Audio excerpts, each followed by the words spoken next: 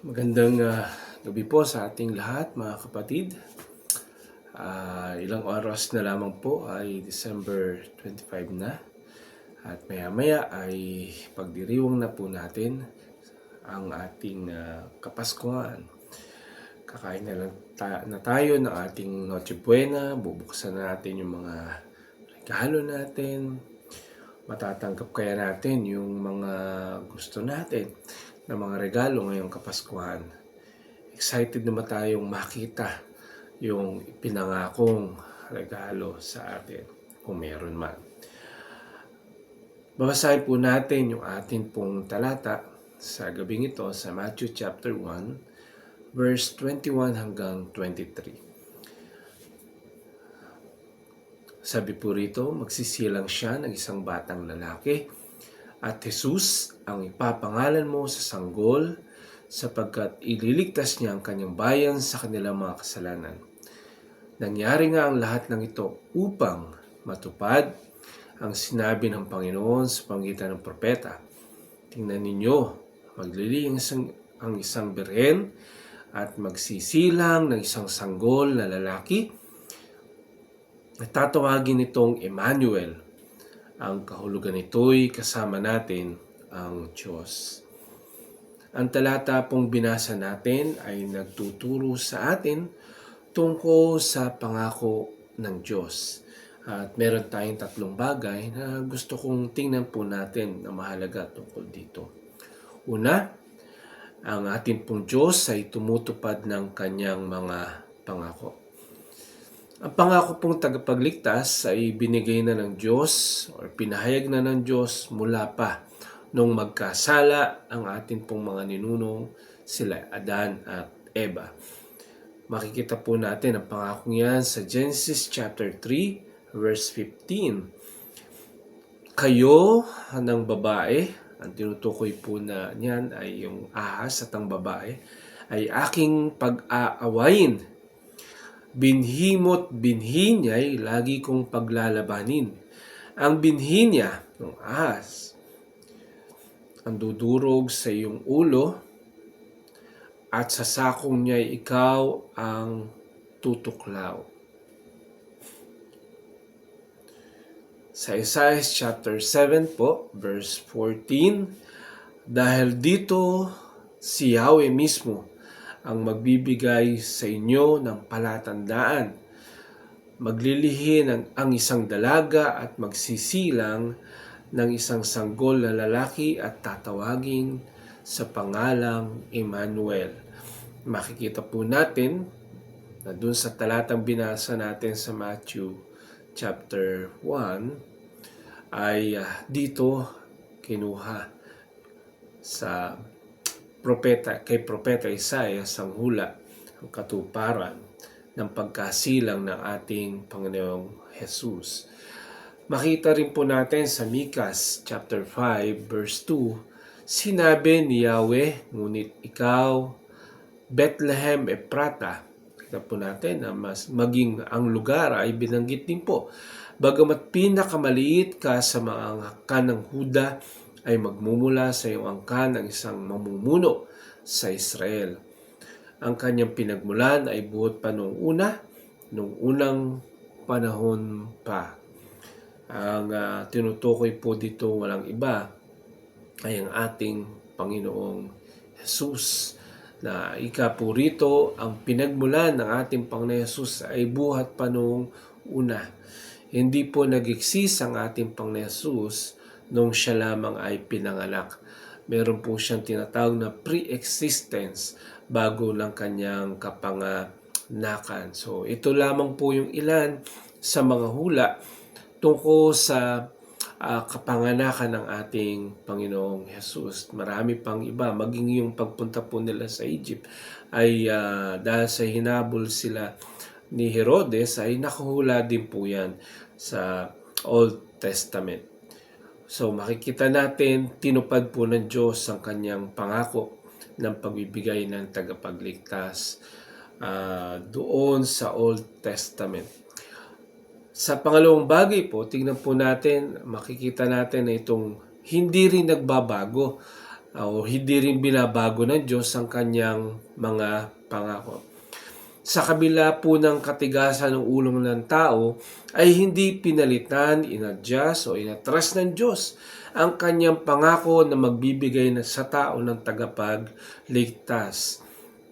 Ang ibig ko pong sabihin, no, sa kabila ng maraming henerasyong lumipas, maging ang katigasan ng ulo ng bansang Israel kung saan ay nagbigay ng tipan ng Diyos, no, sa panggitan ni Abraham, doon po lilitaw yung binhi, no, na siyang magdadala ng blessing sa maraming mga bansa at magdadala ng kaligtasan sa maraming mga bansa. And yet, sa mga bagay nito, sa mga sitwasyong dinaanan ng bansang Israel, sa kanilang katigasan, pagsuway sa Diyos, hindi po nagbago ang Diyos sa kanyang pagtupad sa kanyang tipan sa kanila. Bakit po? Sabi po sa Romans chapter 11, verse 29, sapagkat hindi nagbabago ng isip ang Diyos tungkol sa kanyang mga kaloob at pagtawag.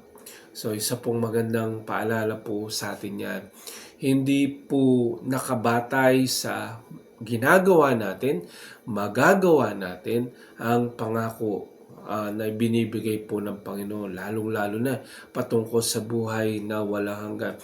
Meron na siyang pinangako na sino mang sasampalataya sa Kanya hindi mapapahamak, kundi magkakaroon ng buhay na walang hanggan. Na sino mang sasampalataya sa Kanya ay hawak-hawak na ng Ama at hawak na po ng Anak at walang makakaagaw sa kanila. Nandiyan na po yung pangako na yan. So, hindi po sa atin nakadepende yung pangako ng kaligtasan, kundi sa pangako ng Diyos. At hindi po siya nagbabago.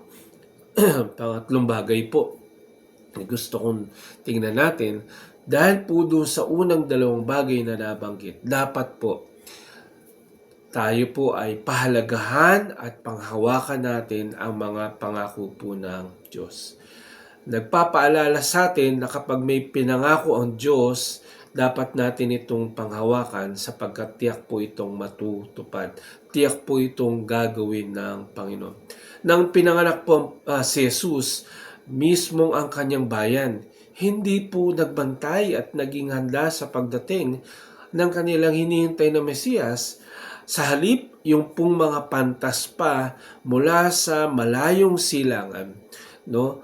Na posibleng sinasabi po ng mga Bible scholar ay nanggaling po sa bansang Persia o Babylonia, ang siyang nakapansin ng espesyal na tanda doon po sa sangkalangitan sa pamamagitan ng tala tungkol sa pagdating ng haring hinihintay ng bansang Israel. Ang bansang Israel ang naghihintay at ang binigyan ng tipan ng Diyos, pero hindi po sila naghanda. Parang wala silang pananabik. Sa halip, isa pong bansang hintil mula po sa Persia o Babylonia ang nagbantay sa parating na tagapagligtas. Bakit po ganun? Posible po na naging abala sila sa kanilang personal affairs, itong mga taga-Israel, kanilang sariling buhay. Posibleng naging abala rin po sila sa problema nila sa politika at iba pa at marami pang mga bagay sapagkat nung panahon po na yon ay nasasakop po sila ng bansang Romano. Pero yun na nga po yung magandang bagay, no? Na dapat mas naging alerto sila, mas nagkaroon sila ng pananabik na mag-abang doon sa kanilang Mesiyas. Dahil po dito, sa mga sitwasyong ito, napabayaan nila bantayan ang pagdating ng Mesiyas na kanilang hinihintay. Katunayan, ang malaman po ni Herodes, no, ano po ang kanyang naging reaksyon? Nung sinabi ng mga pantas, tinatanong sila, saan ba na pinanganak yung Mesiyas, no, yung hari? Sa halip, ano pong reaksyon ni Herodes? Nagdiwang po ba siya? Nagpagawa po ba siya ng selebrasyon? No? Hindi po. Hindi po siya nanabik. Sa halip, gumawa pa po siya ng plano para patayin ang haring papalit sa kanya, ang Mesiyas na ipinangako ng Diyos. Dumating na po ang tagapagligtas na siyang pinagdiriwang natin tuwing Kapaskuhan. Hindi man tayo po tiyak sa petsa, mahalaga po itong pagkakataon para alalahanin natin kung gaano katapat ang Diyos sa kanyang pangako. Huwag po tayong padala sa pagiging busy, no? At sa maraming mga kinaabalahan natin, kaya ay nagpo-focus tayo sa mga material na bagay ngayong Kapaskuhan o laging dumarating ang Paskuhan, mga regalo, mga bonus, mga bagong bagay na gusto natin magkaroon tayo. Sa halip, mga kapatid, mag-focus tayo kay Jesus. Siya ang alalahanin natin sapagkat siya ang regalo ng Diyos sa atin para po magtamo tayo ng buhay na walang hanggan. Ayon po sa Romans chapter 6 verse 23, ang kamatayan, ang kabayaran ng kasalanan. Ngunit ang libreng kaloob ng Diyos ay buhay na walang hanggan sa pamamagitan ni Kristo Jesus na ating Panginoon. Ito pong regalo na dala ng Diyos, dala ng ating Panginoon Jesus, ay libre po ang buhay na walang hanggan. Napakapalad po natin sapagkat ito ang kalagayan natin ngayon na meron na tayong tagapagligtas. Ngunit meron pa siya pong pangako na dapat nating bantayan at pahalagahan, ang kanyang muling pagparito. Yan po ay pinahayag niya mismo sa kanyang mga alagad sa John chapter 14 verse 2 hanggang 3. Sa bahay ng aking ama ay maraming silid. Kung hindi ito totoo, sasabihin ko ba sa inyo, pupunta ako roon sa aking ama upang ipaganda ko kayo ng inyong matitiran? At kapag naipaganda ko na kayo ng matitiran, ako'y babalik at isasama ko kayo upang makapiling ko kung saan ako naroroon.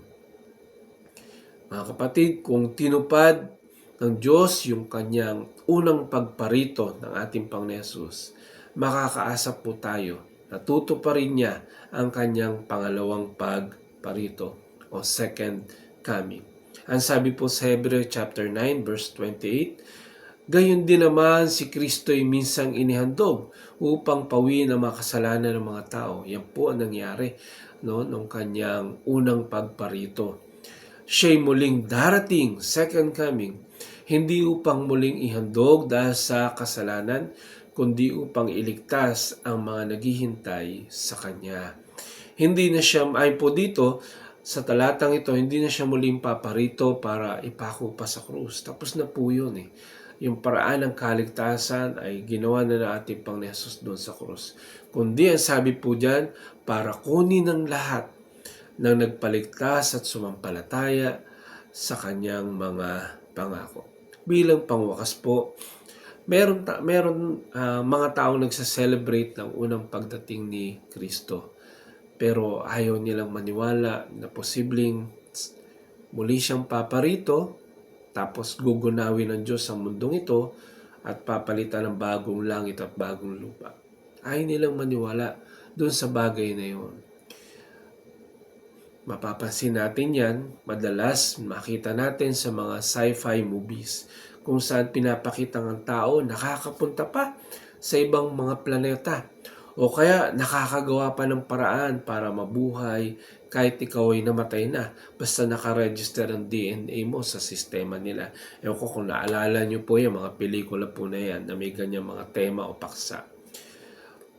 Hindi po ganyan ang plano ng Diyos. Plano niya ay muling bumalik at papalitan niya ang lahat ng mga bagay na narito para magkaroon ng bagong langit at bagong lupa. Sa pagdiriwang ng Pasko, maging paalala po sa atin ang pagliligtas sa atin ng Diyos. Hindi po sa kahirapan sa mundong ito. Hindi po sa mga karamdaman sa mundong ito.